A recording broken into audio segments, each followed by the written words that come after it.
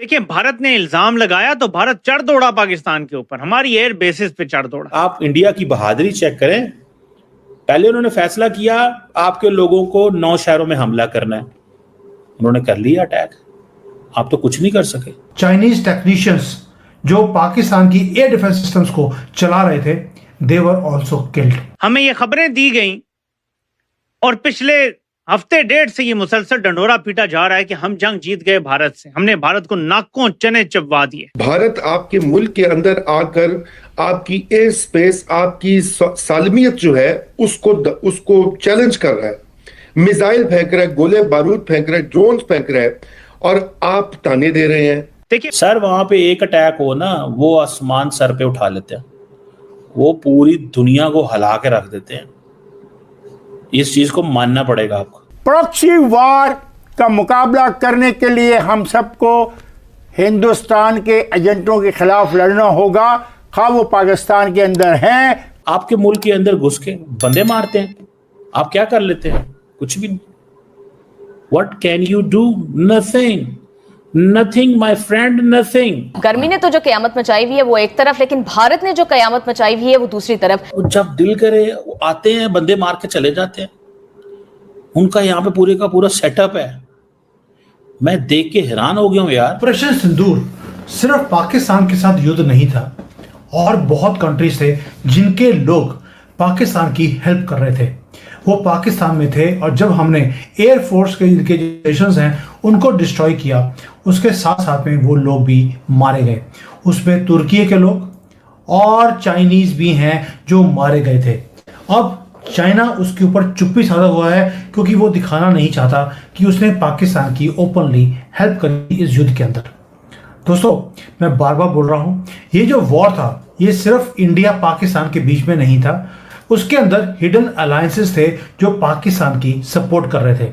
उसके अंदर America, China, तुर्की और इनके बहुत प्रॉक्सीज हैं जो इनकी हेल्प कर रहे थे। ये कोई फिक्शन नहीं है, कोई सेंसेशनल चीज नहीं है, ये ऑपरेशन सिंदूर की हम बात कर रहे हैं। और ये इनविजिबल वॉर जो भारत लड़ रहा था, उसके अंदर हमने सबकी नाक काटी है। जब इंडियन एयरफोर्स के जेट्स एक आग उगल रहे थे पाकिस्तानी एयर बेसिस के अंदर अंडर ऑपरेशन सिंदूर, हमने सिर्फ पाकिस्तानी टारगेट्स को हिट नहीं किया, वो तो हमने हिट किया ही किया है, लेकिन हमने जो फॉरेन के मिलिट्री पर्सोनल थे जो वहां पे काम कर रहे थे, उनको भी हमने हवा में उड़ा दिया। चाइनीज टेक्नीशियंस जो पाकिस्तान की एयर डिफेंस सिस्टम्स को चला रहे थे, they were also killed.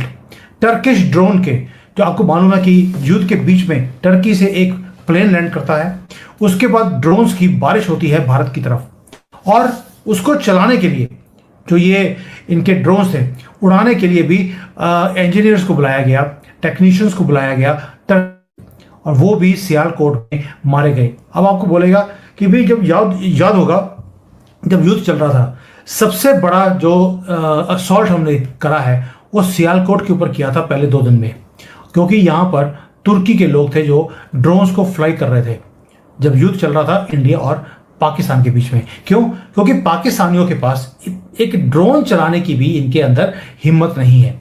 They were not having the skills. तो जब इन्होंने ड्रोन्स इंपोर्ट किए तुर्की से, साथ में ऑपरेटर्स को भी इंपोर्ट करना पड़ा, हमने भी उनको एक्सपोर्ट कर दिया 72 हॉर्स के पास।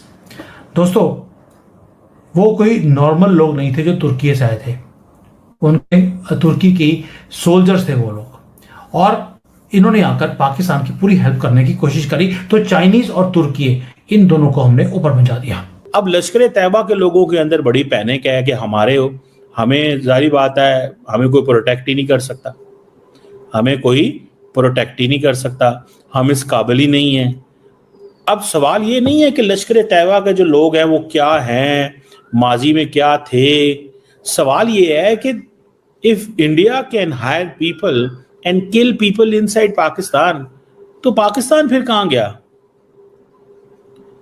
मतलब पाकिस्तान की तो कोई बात ही नहीं है फिर, कि जब जिसका दिल आया जो मर्जी किया, उसने कहा जनाब उड़ा दो पाकिस्तान को, खत्म कर दो, मर्जी की बात है ना। ये चीज हुई ना कि जब जिसका दिल किया उसने पाकिस्तान में हमला कर दिया, बंदे पाकिस्तान के मार दिए।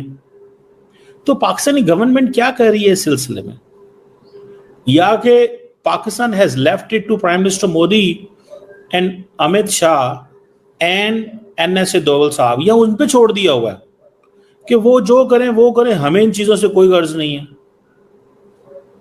ये होती तो है ना सवाल कि जो करें वो करें, हमें इन चीजों से कोई गर्ज नहीं है। या तो फिर ये बात है कि भाई ठीक है, ये फैसला जो है वो राजनाथ सिंह ने ही करना है, क्योंकि राजनाथ सिंह जो है वो he is the one man who understand all these things, वो धमकी देता है, वो करता है। मैं तो समझता हूं कि पाकिस्तान की सरजमीन के ऊपर जब दिल करे, इंडिया के जो वो लोग हैं, जो लोग इन सारी गेम के अंदर हैं, वो जब दिल करे वो आते हैं, बंदे मार के चले जाते हैं। उनका यहाँ पे पूरे का पूरा सेटअप है। मैं देख के हैरान हो गया हूं यार, मैं देख के हैरान हो गया हूं इस चीज को। मैं इस सारी गेम को देख के हैरान हो गया हूं। I can not even digest this thing कि कैसे लोग आके आपके मुल्क के अंदर, देखिए अमीर हमजा लश्कर तैयबा का था, हाफिज सईद लश्कर तैयबा के थे, they have always been liability to Pakistan. मैं तो ये कहता रहा हूं, मैंने बड़ा खुल खला के, I don't support terrorism, I don't support terrorist organisations, I don't support all these people, but the question is कि they are Pakistani citizens. Will Pakistan remain silent or will Pakistan speak? आप उनकी देखें, आप इंडिया की बहादुरी check करें। पहले उन्होंने फैसला किया आपके लोगों को 9 शहरों में हमला करना है, उन्होंने कर लिया अटैक। आप तो कुछ नहीं कर सके, क्या कर सके हैं कुछ? I just want to know. हमने उनके जहाज जरूर कराए 6, जो पाकिस्तान की गवर्नमेंट कह रही है, but we couldn't deter them not to do what they want to do. That is the first thing. The second thing is कि वो ट्रांसनेशनल रिप्रेशन शुरू कर दी उन्होंने। आपके मुल्क के अंदर घुस के बंदे मारते हैं, आप क्या कर लेते हैं? कुछ भी नहीं। What can you do? Nothing. Nothing, my friend, nothing. हम कुछ नहीं कर सकते, हम कुछ भी नहीं कर सकते। हम सिर्फ साइलेंट रहेंगे, साइलेंट, क्योंकि हमें साइलेंट ही रहना है। जो फैसला करना है उन्होंने करना है। सोफिस्टिकेटेड वेपन्स यूज हुए, पूरे दुनिया को पता है कि ये वाले वेपन्स जो हैं वो इन तालिबान दहशतगर्दों के पास नहीं है। जो उनके पास वेपन है सबको मालूम है, और ये कोई फौज का ठिकाना नहीं था। वो जो तालिबान है वो कहां पे हमले कर रहे हैं वो सबको पता है। आप ये तो माने कि ये वाला हमला अगर भारत ने करवाया, हम ये ले लेते हैं, तो भारत इतना ताकतवर हो गया कि मेन आपके शहरों के ऊपर आके हमले कर रहा है, हुसदार के ऊपर बम धमाका हुआ है। तो आप ये तो माने कि आपका भारत जो है वो इस हद तक, आप 4000 अरब का बजट लेके इस काबिल नहीं है कि आप भारत के हमलों को शहरों के ऊपर रोक सकें। आप इस काबिल नहीं है, आपकी इंटेलिजेंस इतनी फेल्ड है कि उनको पता ही नहीं था कि ये हुसदार के ऊपर हमला होने लगा है, और हमला हो भी गया है। ये जो मीर अली में जो वाकया हुआ है, आप बिल्कुल, अब तो ऐसे मौका है कि आपको 100% तैयार होना चाहिए।